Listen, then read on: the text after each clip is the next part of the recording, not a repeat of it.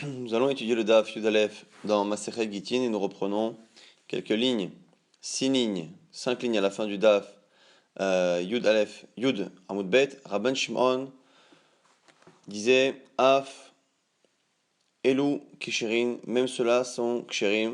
Donc on va reprendre d'abord la Mishnah. La Mishnah disait que Kol Ashtarot Aolim Merkaot Shel Avdei Kochavim, tous les documents qui proviennent d'un Beddin, d'un tribunal non juif, avec des signataires non juifs, sont kshérim, sauf les documents de get, donc de séparation d'une femme, et de libération d'un Eved. C'est la seule exception, tous les autres sont kshérim. Et Rabbi Shimon pensait que Af et Lou kshérim, même ceux-là sont kshérim. Et après il explique pourquoi. Lo uskeru ela, bizman shenasu be'ediot. N'ont été mentionnés, donc ça a l'air pour l'instant de dire que ne sont problématiques et n'ont été mentionnés les documents problématiques que lorsqu'ils ont été faits bédiot, c'est-à-dire que c'est un document de get ou de séparation d'un éved qui n'a été fait non seulement par un non-juif, mais en plus par un idiot, quelqu'un qui n'est pas finalement un beddin. Donc c'est que ça qui pose problème. Mais si c'est un beddin, ça a d'être caché même pour divorcer une femme et pour libérer un éved. Donc on a pour l'instant une marloquette entre Tanakama et Rabbi Shimon. Et sur Rabbi Shimon, la Gemara justement a fait Louk Sherim, a dit Vea la Vénécritout Ninu. Comment est-ce possible de dire que selon Rabbi Shimon, eh bien, des témoins qu'il y a sur un get ou sur un document de libération peuvent être non juifs, puisque dans ces cas-là, eh bien, c'est le document qui agit, c'est le document qui libère, c'est le document qui divorce. Et puisque c'est le document qui agit, a priori, nous on pense que c'est aussi les signataires qu'il y a dedans qui font partie de ces acteurs de la libération. Or, ne peuvent être acteurs d'une halakha, de get ou de libération d'un évêque que celui qui est concerné par cette halakha. Or, les non-juifs ne sont pas concernés par cette halakhot. Donc, comment c'est possible? La bénécritout, ils ne sont pas concernés par la kritout, par le divorce. Amar Rabbi Zera répond Yarad Rabbi Shimon l'eshitato shel Rabbi Lazar. Rabbi Shimon continue d'aller selon la logique et l'avis de Rabbi Lazar. Damar et des Messirakate qui pense qu'effectivement, même si le get, c'est lui qui divorce, lui pense que dans le get, qu'est-ce qui donne la force au get? Ce ne sont pas les témoins qui signent, puisqu'il pense que c'est réellement les témoins qui assistent au don du get. C'est-à-dire que pour lui, le get prend toute sa force dans le don qui est fait de l'homme à la femme, et donc les témoins qui réellement sont partie prenante et sont acteurs de ce divorce, c'est ceux qui témoignent et qui assistent au don du get. Mais les signatures ne sont pas obligatoires dans l'absolu. On pourrait s'en passer, et donc du coup c'est la raison pour laquelle ça ne nous dérange pas que ce soit fait dans un bedding goy. La Gemara dit mais Amar Rabbi Abba, Rabbi Lazar mais pourtant Rabbi Lazar, il a dit que même s'il pense qu'il n'y a pas besoin de signature, si les signatures sont fausses ou sont des signatures de non-juifs ou des gens qui ne sont pas kshérim, ça s'appelle mezouya, ça s'appelle un document qui est faux. Et Rabbi Lazar, même s'il pense que les signatures ne sont pas obligatoires, il ne faut pas qu'elles soient fausses. Pourquoi on avait dit? De peur que, c'est les chachamim qui ont interdit, de peur que si on voit des signataires qui ne sont pas bons, on ne sache pas qu'ils ne sont pas bons et qu'on les utilise pour un autre témoignage. Donc Rabbi Lazar préfère un get, un document sans signature du tout, plutôt qu'un get avec des signatures fausses, parce que de peur qu'on se trompe. Agmadi répond Abcha, et Maskina, de quel cas parle-t-on? Beshemot Muvhakim. Dans un cas où les noms des signataires sont des noms non juifs, mais tellement connus, classiques, que l'on sait que ça ne peut pas être des juifs et donc on ne peut pas confondre. Agma donne les exemples. Echidame Shemot Muvhakim, c'est quoi les noms justement qu'on appelle des noms classiques, connus non juifs, qui n'existent pas chez les juifs? Amar Rafa donne des exemples. Kegon, par exemple, Urmiz, Vavoudina, Bar Shiftai, Bar Kidri, ou Bati, ou Bataille en fonction des avis, Nakimuna, des noms qui, pour nous, eh bien, sont évidemment des noms de non-juifs et donc on ne peut pas se tromper. Aval, Shemot, Shen Muvakin. Mais si les non-juifs qu'il y a sur le document portent des noms qui ne sont pas forcément des noms exclusivement non-juifs, Maï, quel est l'alacha? Lo, c'est interdit. Yachi, la Gemara s'étonne. Aditane Sefa, Lo Uskeru. La fin de la Mishnah nous dit au nom de Rabbi Shimon que Rabbi Shimon dit que un get d'une femme ou d'un Eved, eh bien, même quand il vient d'un Beddin non juif, c'est kasher. Et à la fin, il a l'air de justifier. Pourquoi? Parce que là où finalement, le problème des shtarot dans un get ne pose problème que si c'est un idiote. Lorsque et la bismat, idiote. Ça ne pose problème que lorsque le get eh bien, a été écrit par un non-juif, mais qui n'est même pas un juge, qui n'est même pas un tribunal. Agmara du coup s'étonne. Si, selon ce qu'on a dit dans l'Agmara, Rabbi Shimon en fait n'autorise, même dans un beddin, que lorsque les signataires non-juifs ont des noms exclusivement non-juifs, eh bien, quand dans la suite de la Mishnah, on va expliquer les cas qui, selon Rabbi Shimon, ne marchent pas, au lieu d'aller chercher loin et d'imaginer un cas où il n'y a pas de beddin, on aurait dû déjà faire ce qu'on dit l'iflog, velitne beddin, on aurait dû déjà donner un des cas, un des sous-cas de ce qu'on était en train de parler, qui déjà ne fonctionne pas. C'est-à-dire qu'attention, ce qu'on a dit, que selon Rabbi Shimon, un get qui vient d'un beddin non-juif fonctionne, c'est d'Afka lorsque ce sont des noms qui sont exclusivement non-juifs, mais dès que, dans le même cas précédent, dans un beddin, eh bien les noms sont des noms qui peuvent parfois être utilisés par des juifs, eh bien dans ces cas-là, ce serait interdit. Les flog velitne bedidé, la Mishnah aurait dû déjà donner ce cas-là plutôt que d'aller chercher loin. En disant donc, Medvarim Amorim, de quel cas parle-t-on où le get est cachère? Chez Mot Mouvakim, quand les noms sont exclusivement non-juifs. Aval, chez Mot Shen Mouvakim, mais les noms qui ne le sont pas. Lo. Et du coup, la Gemara, à cause de cela, elle a pour l'instant de repousser cette éventualité. Puisqu'on a un principe, c'est qu'en général, dans la Mishnah, si le cas A que l'on a cité, eh bien, supporte déjà une exception, du cas, on va dire, A', eh bien, au lieu de dire que dans A, ça fonctionne et dans B, ça ne fonctionne pas, on aurait dû dire non, ça fonctionne que dans le cas A, mais pas dans le cas A'. Le fait qu'on n'ait pas parlé du sous-cas qui fonctionne différemment, ça veut dire que ça ne fonctionne pas différemment. Donc ça repousse cette halakha. La Gemara dit non. Achinami kamar. Non, je vais te dire en fait que la volonté du Tana. Medvarim amorim, en fait, il a voulu dire ça. Dans quel cas parle-t-on de Beshemot Mouvakim, justement lorsque les noms sont exclusivement non-juifs? Aval, Beshemot Shen Mouvakin, lorsque les noms, eh bien, ne sont pas des noms exclusivement non-juifs. Naase, c'est comme qui est Mishenasu Behediot. Ça a le même statut que un document qui a été écrit par un non-juif, mais qui n'est pas un bedin, behediot, quelqu'un de simple, de stam, ou psulim, c'est pas psulim. Donc du coup, on est en train de proposer de dire qu'en fait, la Mishnah, à la fin, voulait englober à la fois ce cas-là qu'on est en train de citer, c'est-à-dire le cas où les témoins non-juifs ont des noms qui peuvent être confondus avec des non-juifs, et donc on pourrait éventuellement les faire témoigner plus tard, et le mettre en même temps avec le cas qui est cité clairement dans la Mishnah, qui est le cas de Hediot, encore une fois pour justifier pourquoi la Mishnah à la fin, lorsque la Mishnah vient préciser la pensée de Rabbi Shimon, pourquoi elle n'aurait pas précisé cette distinction entre les noms exclusivement non-juifs et ceux qui ne le sont pas. Veibaitema. Et si tu veux, réponds autrement. C'est une manière encore une fois de comprendre différemment la fin de la Mishnah qui encore une fois nous pose problème puisqu'on est parti du principe que selon Rabbi Shimon, eh bien on parle selon Rabbi Lazar qui pense que l'essentiel d'un get c'est le don. Et donc ici les signatures ne sont pas obligatoires, mais pourquoi on n'interdit pas ces signatures midera banane comme le fait toujours Rabbi Lazar? Parce qu'on est dans des cas où les noms sont des noms qu'on ne peut pas confondre avec des noms juifs, donc on ne pourrait pas faire ramener ces personnes-là, c'est Ovdei Kochavim, et les faire témoigner plus tard. Mais par contre, si les noms sont un peu ambigus, eh bien, ce serait interdit.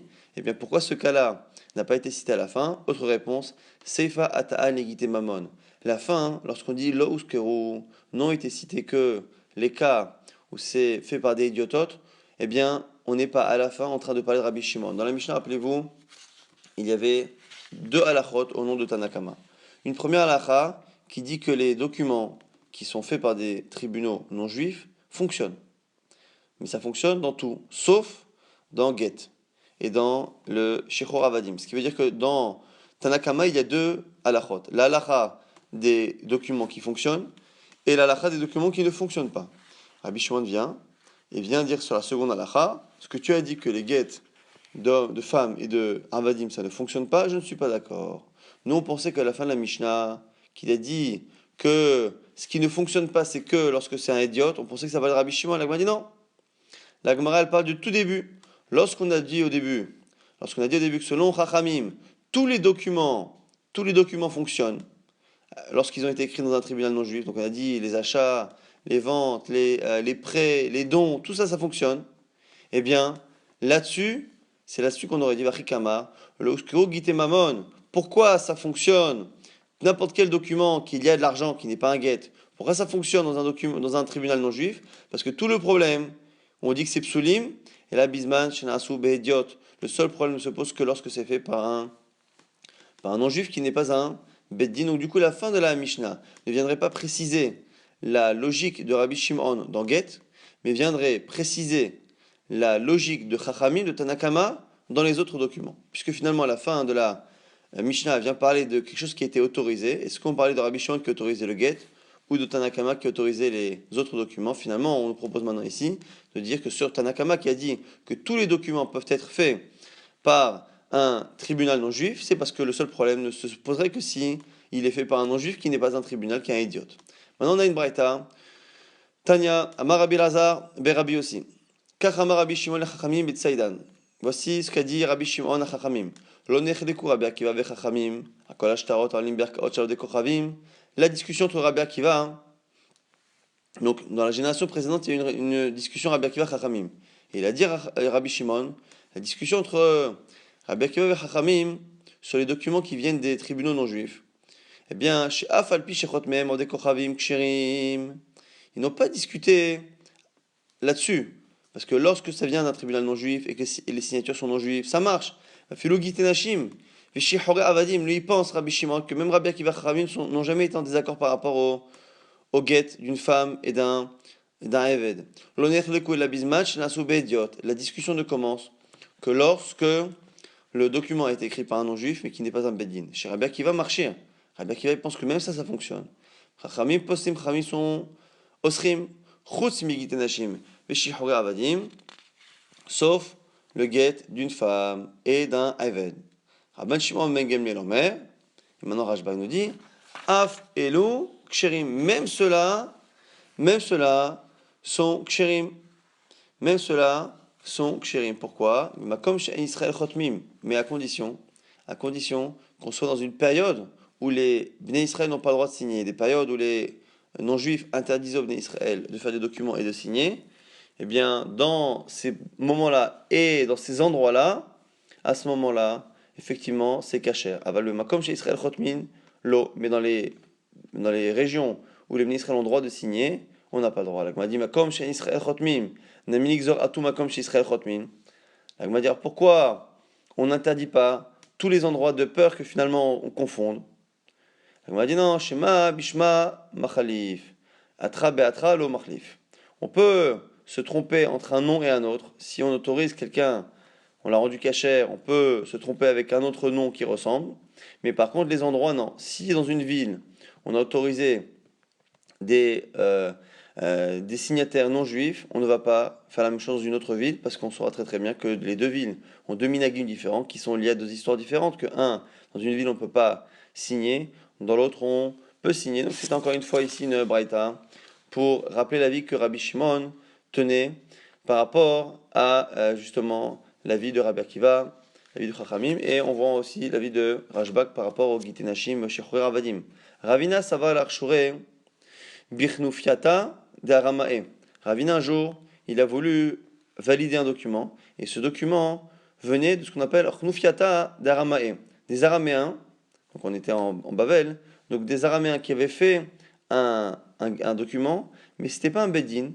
Chnufiata, c'était une sorte de personnes, des personnes connues qui se sont mis ensemble et qui ont décidé à un moment donné de valider une action, de valider une vente, de valider quelque chose. Et du coup, ce n'étaient pas des dayanim, ce n'étaient pas des juges au sens propre du terme, mais c'était des notables, des gens connus. Et Ravina a pensé que ces personnes-là, la même logique que l'on a pour le Bédin, a dit c'est quoi la logique de croire un Bédin non juif?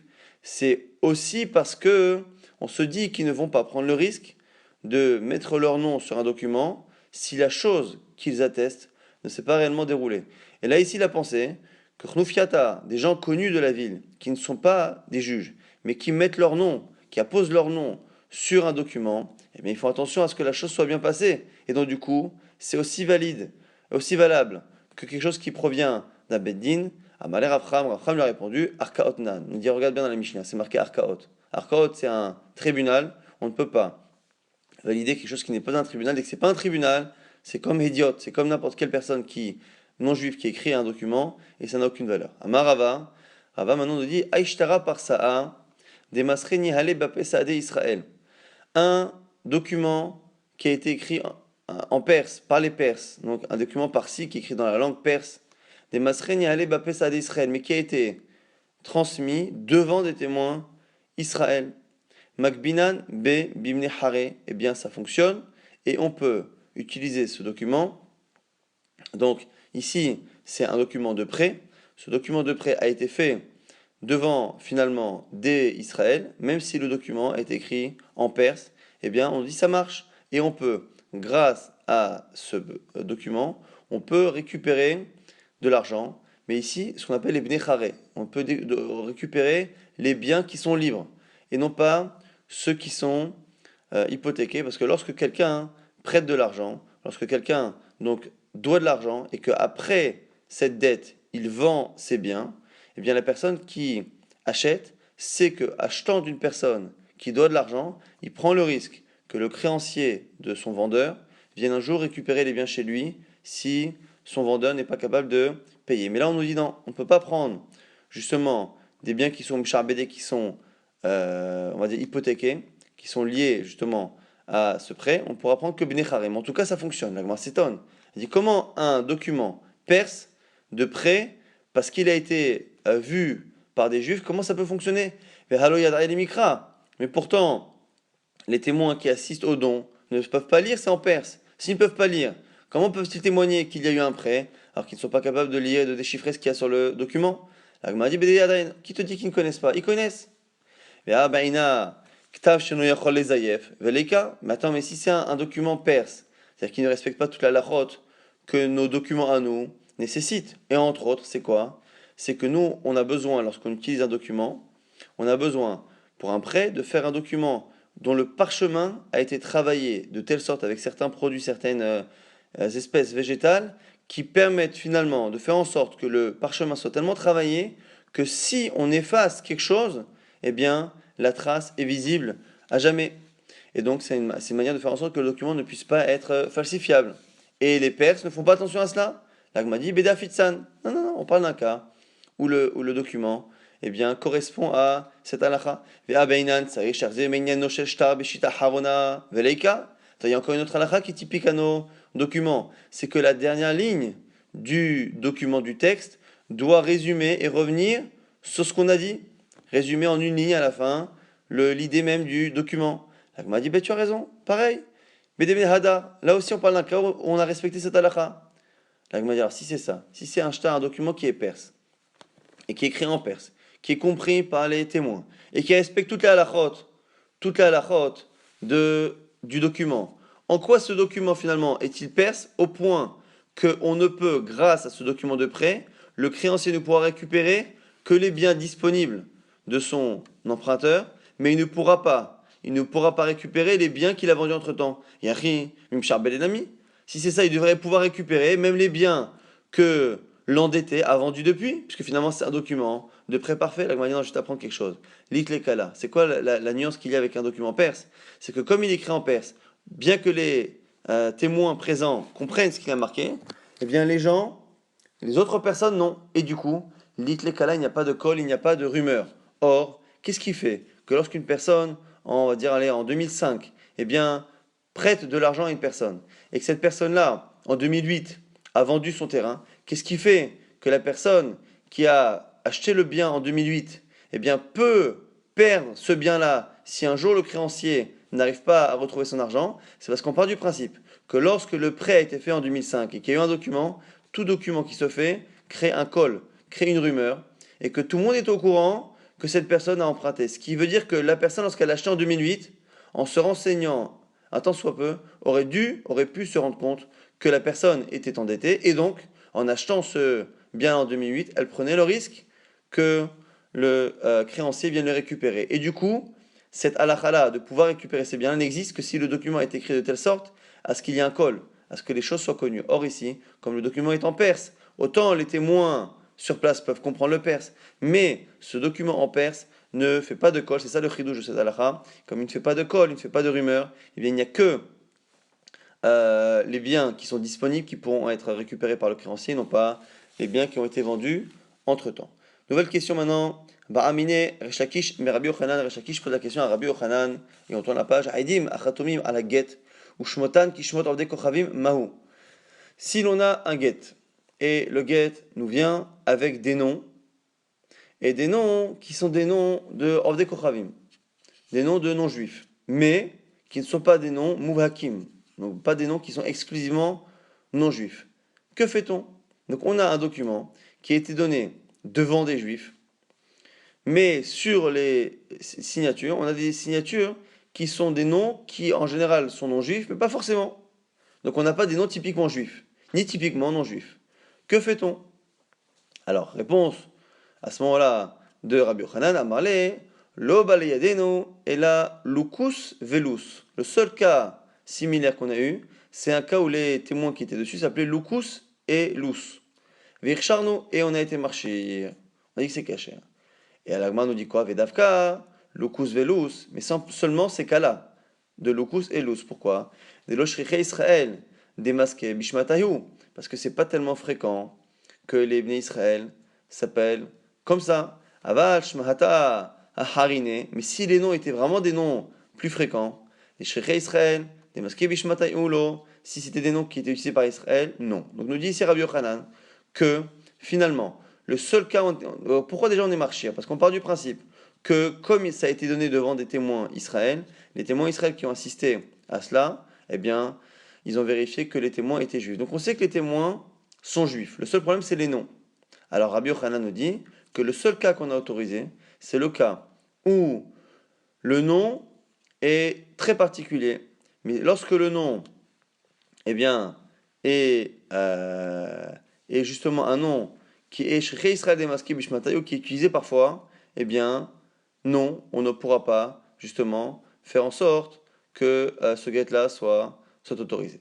Donc, du coup, on nous dit ici que Etive, l'agma object, Gitin Abaim Memdinatayam, les guettes qui viennent de l'étranger, Vedim Amachtumim Alehem, et il y a des témoins qui sont dessus, Afalpiche Shmotehem, Kishmot Ovde Kochavim, Ksherim, même si les noms qu'il y a dessus sont des noms non juifs, c'est kasher. Israël, parce que la majorité des noms des juifs qui sont à l'étranger, eh bien, ressemblent aux noms des non-juifs. C'est-à-dire qu'ici, on part du principe qu'il y a une chazaka, que la majorité des noms des juifs des Choslaretz sont des noms qui ressemblent à des noms non-juifs. Et du coup, il n'y a pas lieu de s'étonner qu'ils portent ce nom-là. La Gemara, du coup, a l'air d'objecter à Rabbi Yochanan. Rabbi Yochanan, il a dit que dès que ça vient de Chutz Laaretz et que ce sont des noms que les Israël utilisent chez les Goïms, eh bien on ne peut pas être marché de peur justement de confondre. Eh bien ici, on voit que non, on voit on a clairement une braïta qui nous dit qu'il n'y a aucun problème puisque c'est l'habitude qu'ont les Juifs de prendre les noms des gens du pays. Il m'a dit Atam qui est katane ta'ama. Rabbi Yochanan répond, il dit regarde, la réponse est donnée là-bas. Mipne sherov Israël sheba Chutz Laaretz shmotehem ki shmot odei kochavim. Parce que là-bas, on a une chazaka que les noms qu'ils portent sont des noms hors des Kochavim, même s'ils sont Israël. Mais parce qu'on le sait. Mais là, puisque chez nous c'était un cas où on avait un doute, et que le get vient avec des noms et qu'on ne sait pas encore c'est quoi le statut justement de ces signataires et qu'on n'était pas certain et qu'on n'avait pas encore, comme c'est marqué dans la Braïta, on n'avait pas de chazaka à l'époque que tout le monde porter les noms des non-juifs, eh bien dans ces cas-là, moi je pense que c'est problématique. Les cas d'Armania qui disent que la question était différente, que la question de Rabbi Resh Lakish, qui matnita ba'amine, il a posé exactement la question de la Braïta, ou Pachatlem matnita, et qu'en fait Rabbi Yochanan aurait répondu avec la Braïta. Donc en fait, cette discussion Rabbi Yochanan Resh Lakish existe dans une autre version, où finalement la question qu'il a posée, c'est pas un cas de doute, c'est vraiment est-ce que lorsque l'on a des témoins, donc on a un get avec des témoins qui sont a priori juifs, mais qui ont des noms non juifs, est-ce que c'est un problème ou pas? Il leur a répondu, regarde, c'est une Mishnah qui est claire. Donc finalement, au lieu de trouver une halakha de Rabbi Yochanan, qui aurait été un peu contredite par une braïta, et lui, il aurait fait une petite distinction, finalement, la dernière version de la Gemara, et que la question, c'était la question de la braïta, et donc réponse par la braïta qui n'était pas connue de Resh Lakish, puisque encore une fois, les Mishnot sont connus, mais pas les braïtot forcément de tous les Amoraïm, et du coup, la question, c'est que fait-on avec un document qui vient de l'étranger, avec des signataires qui ont des noms non juifs, Eh bien, la Gemara dit, ne t'étonne pas, si ça a été donné devant des témoins juifs, eh bien, a priori, ça veut dire que les signataires sont aussi juifs, et ne t'étonne pas, puisque la majorité des juifs qui habitent en Khouslaretz, eh bien, ont tendance à porter les noms des gens locaux. Maintenant, on a une nouvelle Mishnah à Omer, Ten get zele ishti, celui qui dit à quelqu'un, donne ce document, ce get à ma femme, Shtar shehur zele avdi, il va donner ce document de libération à mon serviteur. Imratza lachazor bishnehem yachzor. Si la personne qui a envoyé, donc le mari ou le propriétaire, veut revenir sur sa décision avant que le guet arrive dans les mains de l'intéressé, eh bien, il peut. Ça, c'est l'avis de Rabbi Meir, vrai Rabbi Meir. Chachamim nous disent, Omrim, Begite Nashim, il peut revenir par rapport à un guet, Avallo Bishihore Avadim, mais par rapport à une libération de serviteur, il ne peut pas revenir à partir du moment où il l'a envoyé. Pourquoi? Les fiches chez Zachin, les Adam, chez l'Obefanav. Car on a un principe, même s'il faut comprendre exactement quel est le rapport entre les deux, on a un principe, Zachin, les Adam, chez l'Obefanav, on peut finalement acquérir quelque chose pour quelqu'un en son absence, mais on ne peut pas, mais on ne peut pas engager quelqu'un, et là, Befanav, sauf en sa présence. Et ici, on a donc un klal, que lorsque quelqu'un est absent, est-ce que j'ai le droit, moi, de lui faire acquérir quelque chose? Alors, si l'acquisition que je fais pour lui, en son absence, et donc sans forcément son accord explicite, eh bien, si la chose que j'acquiers pour lui n'est que positive, mais globalement positive, eh bien, je peux lui faire acquérir la chose même en son absence, parce qu'on part du principe que s'il était là, il serait d'accord, donc je le fais à sa place. Je peux être son chaliar. Par contre, si l'acquisition que je fais est également un engagement, je ne peux pas l'engager en son absence et sans son accord. Et là, ici, on part du principe, c'est ce qu'on dit tout de suite, c'est que puisque finalement le Aved, le serviteur, eh bien, sa libération est est quelque chose de globalement positif, est un don, eh bien la personne qui reçoit le document pour le lui donner, dès qu'il le reçoit, il lui fait acquérir. C'est pour ça que la personne, le propriétaire ne peut plus revenir dessus. Chez Imirse, chez le Lazunet Avdo, car en quoi finalement le serviteur est globalement gagnant de sa libération, c'est qu'on ne peut même pas dire qu'une fois qu'il sera libéré, eh bien il perdra le fait d'être nourri, logé par son maître, puisque techniquement, Imir sait que lorsque le maître ne veut pas, chez l'Olazunet Avdo, Racha, il a même le droit, le maître, de ne pas nourrir son serviteur. Mais chez l'Olazunet Ishto, et non Racha, alors qu'on ne peut pas faire la même chose avec sa femme. Ce qui veut dire ici que comme la femme, elle a un avantage à être divorcée, c'est qu'elle peut épouser qui elle veut, mais qu'elle a un inconvénient, c'est qu'elle était nourrie jusqu'à présent, qu'à partir de maintenant, elle ne le serait plus. Du coup, on ne sait pas ce qu'elle veut. Ce qui veut dire que lorsque l'envoyé reçoit tout de suite le guet de la femme, il ne peut pas le lui faire acquérir tant qu'elle n'est pas là, qu'elle n'a pas accepté de le prendre. Par contre, le serviteur, étant totalement gagnant de cette libération, puisque même le fait de manger n'était pas un droit qu'il avait jusqu'à présent, et bien dans ces cas-là, dès que l'envoyé a donné, selon encore une fois l'avis qui n'est pas d'accord avec Chachamim, avec Rabbi Meir, donc c'est Chachamim pense que dès que le propriétaire a donné le document à la personne, il a acquis pour le Aved, et à ce moment-là, il ne peut plus revenir sur sa décision, le propriétaire. Donc, Amalahem, à ce moment-là, Rabbi Meir répond, Vare, ou poselet av domina truma. Mais pourtant, il y a quelque chose, c'est que lorsque le propriétaire est Kohen, eh bien, le document de libération empêche maintenant le Aved de consommer de la trouma. Keshem Sheu Posel. Et Tishto, pareil comme pour sa femme.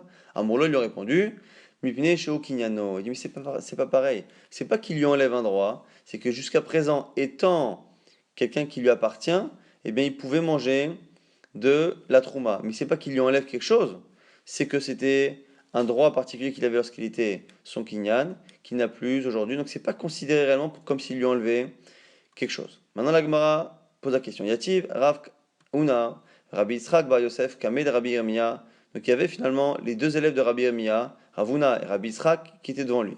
Et Yativ Rabbi Yirmiya, mais Kamed Amnem, et leur maître Rabbi Yirmiya était en train de somnoler.